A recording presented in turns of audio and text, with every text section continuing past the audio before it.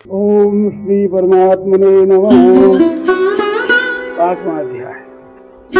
अर्जुन बोले, हे कृष्ण, आप कर्मों के त्याग की बात भी कहते हैं और कर्मयोग के अनुष्ठान की बात भी कहते हैं। इन दोनों में से जो निश्चित कल्याणकारक हो वह मेरे लिए कहिए।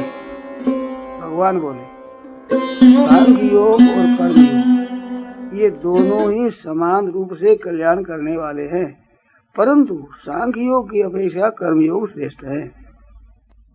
कर्मयोग श्रेष्ठ क्यों है भगवान? जो कर्मयोगी राग और द्वेष नहीं करता वह नित्य ही सन्यासी जानने योग्य है, क्योंकि वह द्वंद्वों से रहित होने से सुख पूर्वक मुक्त हो जाता है। आपने कहा कि दोनों कल्याण करने वाले हैं, तो वे दोनों किस तरह कल्याण करने वाले हैं? सांख्य और योग को अलग अलग कहने वाले लोग बालक अर्थात ना समझ हैं, पंडित नहीं, क्योंकि दोनों में से किसी एक में भी स्थित होने वाला साधक दोनों के फल को प्राप्त कर लेता है। अर्थात जो फल सांख्य योगियों को प्राप्त होता है वही फल कर्म योगियों को भी प्राप्त होता है।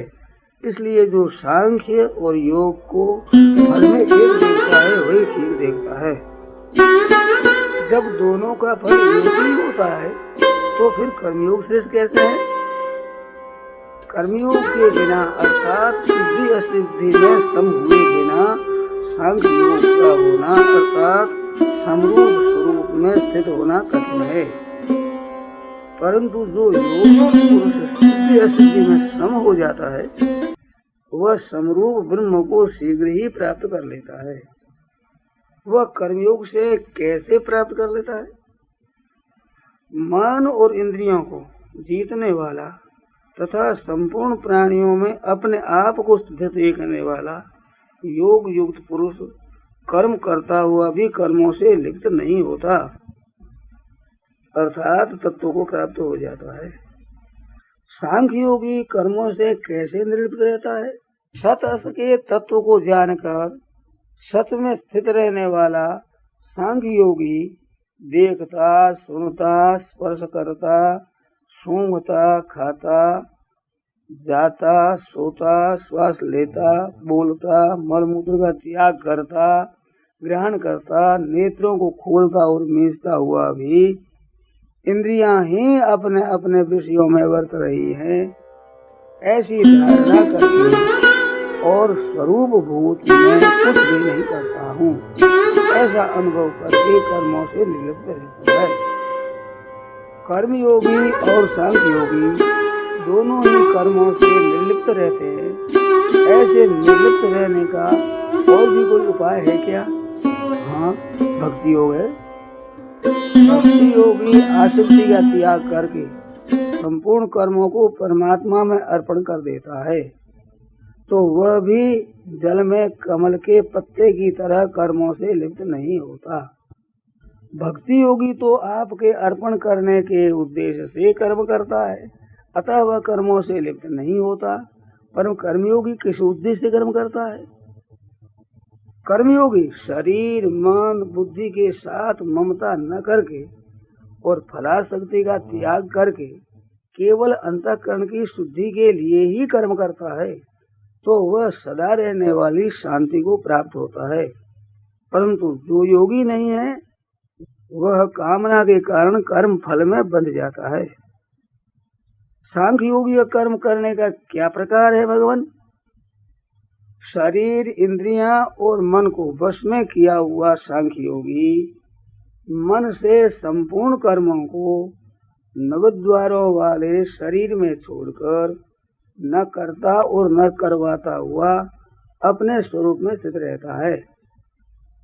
वह सांख्य योगी न कर्म करता है और न कर्म करवाता है, पर परमात्मा तो कर्म करता और करवाता होगा। वह परमात्मा न किसी के कर्तृत्व की रचना करता है, न किसी से कर्म करवाता है और न किसी कर्म फल के संयोग की ही रचना करता है, किंतु जीव अपने अपने स्वभाव अर्थात आदत के कारण ही कर्म करते हैं। अपने में कर्तृत्व मान लेते हैं, फिर कर्मों के फल का संयोग अपने आप बन जाता है। वह परमात्मा किसी के कर्तृत्व आदि की रचना नहीं करता, पर प्राणियों के कर्म फल को तो ग्रहण करता ही होगा। वह व्यापक तत्व किसी के पाप और पुण्य को ग्रहण नहीं करता, किंतु अज्ञान के द्वारा ज्ञान ढका हुआ होने से वे जीव मूर्त हो जाते हैं, अर्थात अपने को कर्मों का कर्ता और भोक्ता मान लेते हैं, जिससे वे जन्मते मरते रहते हैं। तो क्या सभी जीव किसी तरह अपने को कर्ता भोक्ता मानकर मोहित होते रहते? नहीं, जिन्होंने ज्ञान के द्वारा अपने अज्ञान का नाश कर दिया है, उनका वह ज्ञान सूर्य की तरह उस कर्तृत्व भोक्तृत्व रहित तत्व को प्रकाशित कर देता है, अर्थात उसका अनुभव करा देता है। उस ज्ञान की प्राप्ति का साधन क्या है? जिनकी बुद्धि और मन तदाकार हो रहे हैं, जिनकी स्थिति परमात्मा तत्व में है, ऐसे तत्परायण साधक ज्ञान के द्वारा पुण्य पाप रहित होकर परमात्मा को प्राप्त होते हैं। जो परमात्मा को प्राप्त होते हैं, उनका ज्ञान व्यवहार काल में कैसे रहता है? वे तत्वज्ञ पुरुष विद्या विनय संपन्न ब्राह्मण में तथा गाय हाथी कुत्ते और चांडाल में एक समरूप परमात्मा को ही देखते हैं। वे ऐसे समदर्शी क्यों होते हैं?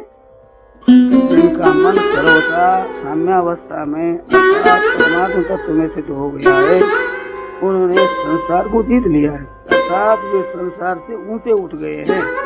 कारण की ब्रह्म निर्दोषता में, इसलिए वे समरूप ब्रह्म में स्थित हैं। ऐसी साम्यावस्था में स्थित होने का उपाय क्या है? व्यवहार में प्रिय अप्रिय अर्थात अनुकूल प्रतिकूल परिस्थिति प्राप्त होने पर जो राग द्वेष नहीं करता, वह मोह रहित और स्थिर बुद्धि वाला पुरुष परमात्मा में ही स्थित रहता है।